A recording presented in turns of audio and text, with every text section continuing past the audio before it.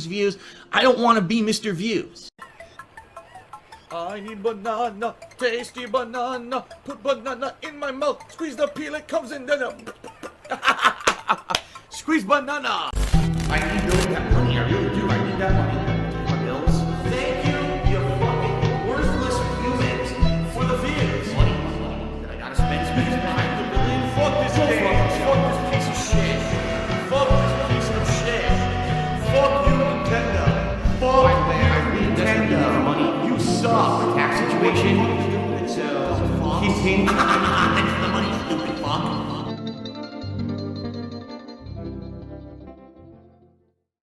Good morning, everyone, and welcome to the Pre-Stream Podcast. Today is Tuesday, the 4th of January, 2022. I'm Darkside Phil, and I welcome you here to my final consecutive streaming day of the week. But ladies and gentlemen, I welcome you to a very, very special stream. Because, ladies and gentlemen, this is my year-end series. Yes! Who fucking cares? Once a year, we sit down and we review everything that came out the year before. We look at the good, we look at the bad, we look at the outstanding gaming experiences, and we look at the most disappointing ones. And we count them down, right? It's a good fun time that I've done every single year since I started as a content creator way back when in 2008. That is right. Do the math. That's like 40 or 50 years. Good Lord, you're stupid. That I've been doing this. And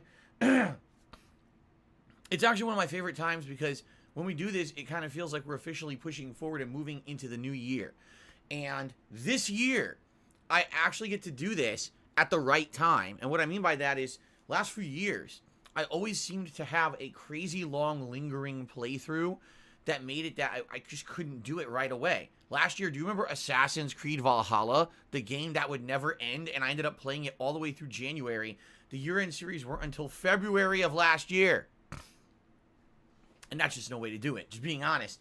The best way to do a Game of the Year Awards countdown or a most disappointing games countdown is to do it right at the beginning of the new year, so then you can move fresh into new games, new playthroughs, and all kinds of new stuff.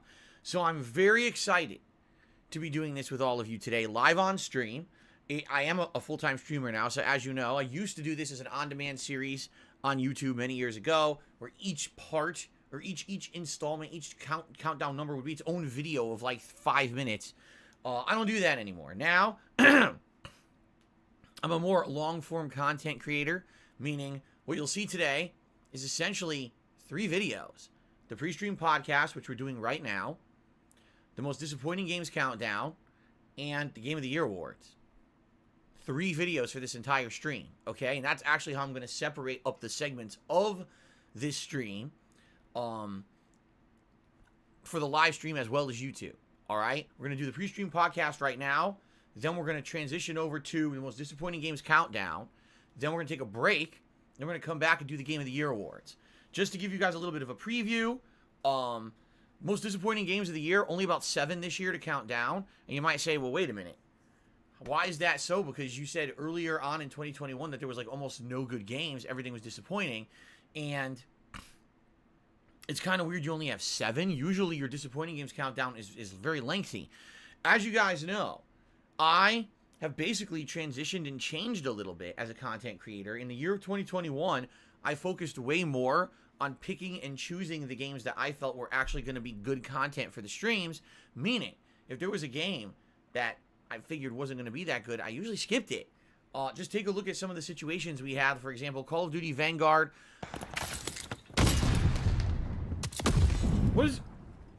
He was completely invisible, and it didn't even show him firing. Team Able was eliminated. That never happened. 4 teams That remaining. literally didn't happen. It's spicy. All it was I saw just flashes, and then I was dead. Not once did a bullet hit me. Dude, how can you tell me this is legit fun or legit even good? It's terrible. This is fucking trash. DSP Gaming, you guys may not realize this, at one time was one of the most prominent YouTube gaming channels. Whenever a new game came out, you would type in, oh, I want to see someone doing a walkthrough or a playthrough or a let's play of, I don't know, Infamous 2. And DSP Gaming would show up on the first page of YouTube search results as someone doing an ongoing playthrough. Go check it out. You can't, okay? It was huge. I used to get so many viewers just off of YouTube search rankings that every fall, when it was the busy gaming season, all the new games would come out, DSP Gaming would be doubled in views. It was insane, okay? Now I literally get none of that. None of it. Reason being, many years ago, malicious things were done to this channel, including a lot of false copyright strikes. I was forced to remove a bunch of videos from the channel per the instructions of YouTube. They're the ones who told me to do it, to try to protect the channel and stop it from being automatically shut down by false copyright strikes. Which is all well and good. It worked. I stopped the channel from being shut down by the false strikes, but it irrevocably damaged the channel. It tossed DSP Gaming from being prominent into obscurity. People would search for DSP Gaming and nothing would happen. Or, you know, the new playthroughs out doesn't show up in any of the pages of people who were playing the game. It basically treated the channel like I'd done something wrong when I never had. I did nothing wrong. I did everything correct. What ended up happening over the years is that the negative content about me and my channel ended up getting prominence because those channels weren't removed from YouTube search rankings. Mine was. So here we are. I'm putting out playthroughs of the hottest new games, streams of the hottest new games. You can't find any of it on YouTube. But the asshole who made a video about how Phil sucks at that particular game is getting prominence when people search for me. You see? And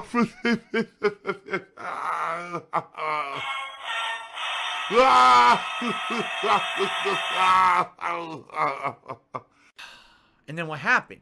If you guys remember, by the end of April, Twitch kicked me out of the partner program for things I had done over 10 years before. I talked about this on yesterday's pre-stream podcast. I definitely don't want to go into detail about it again. It's just going to upset me. So let's not talk about that again. But basically, because I was no longer in the Twitch partner program, I lost all the ability to use channel points. So all the people who'd watched my channel for years and years and earned those points, they were finger snapped away by a bunch of fucking corporate assholes. And so that was the end of that. I mean, if you think about it, the channel point system had kind of reinvigorated my channel content for a bit. When I was playing Call of Duty, we were doing these challenges. When I was doing Mario, we were doing these challenges. And it was adding a whole new aspect to my content that had not been present before. And then it all went away. And it pissed me off. Although admittedly, admittedly, I'm disappointed with the playthrough. I am. And you might say, well, why? If it's one of your favorite games of the year and the playthrough turned out well. And yeah, by the way, it was actually one of the more supportive playthroughs that I had of the entire year. Here's why I'm disappointed with the playthrough, okay? Because I'm going to admit this, I was stupid. I was very stubborn. And even though at this point, when the game came out, I had been kicked out of the YouTube partner program, okay? The YouTube partner program, excuse me. I've been kicked out of the Twitch partner program. All right. I was stubborn and I wanted to still try to stay on Twitch. I don't know why I thought it was going to work. I mean, it was really stupid. I thought that I was going to be able to make a living just on tips. No cheering, no subs, nothing, no gifted subs, just tips. Okay.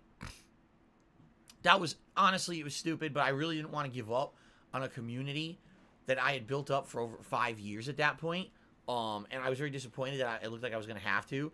And I remember doing the full playthrough in 720p, okay, which I regretted now because, man, I was playing on PS5 at 720p. I could have shown you guys the incredible detail of that game. The graphics were very, very good, including full 60 frames, 1080p on the PS5, and I only did it at 720p, okay?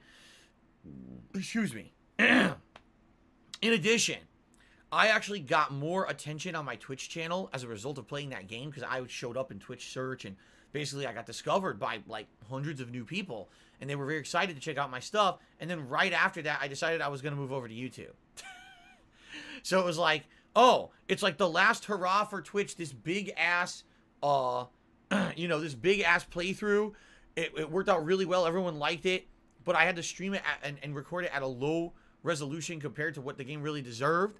And any kind of attention or growth that I got for that playthrough was basically negated because it was for Twitch, and then I left Twitch. I should have definitely come over to YouTube earlier, because then I could have played that game, and I feel like I would have actually initially gotten a big boost of members and a big boost of attention here to build up DSP Gaming more, and I basically threw all that away trying to hold out and stay on Twitch, okay? Virtua Fighter 5 Ultimate Showdown. The reason I played this is because it was a re-release on the PlayStation 5. For people who had PS Plus, it was free. I had actually never played, I had actually never played Virtua Fighter 5 before. I had seen it in arcades back in the day in the 2000s. I knew people who played and loved it. I had never played it at all. So it was my first exposure to the Virtua Fighter franchise competitively. I actually really enjoyed it. The problem being is that after playing it for about 10 hours, meaning I played through with several characters, was playing online and stuff, I got to a point where I felt like I would have had to sink in a significant more amount of time, like not 1 or 2 sessions a week, but like 4 or 5 sessions a week, playing online, learning the character matchups, learning the priorities, learning the very strict timing windows to do some of the more very difficult high-end combos and techniques in order to make any progress with the game. And because of that, because I'm a variety streamer, and because I really feel like, sadly, I just didn't have that kind of time, I kind of gave up on the game. I myself am a former pro fighting game player. Sounds terrible.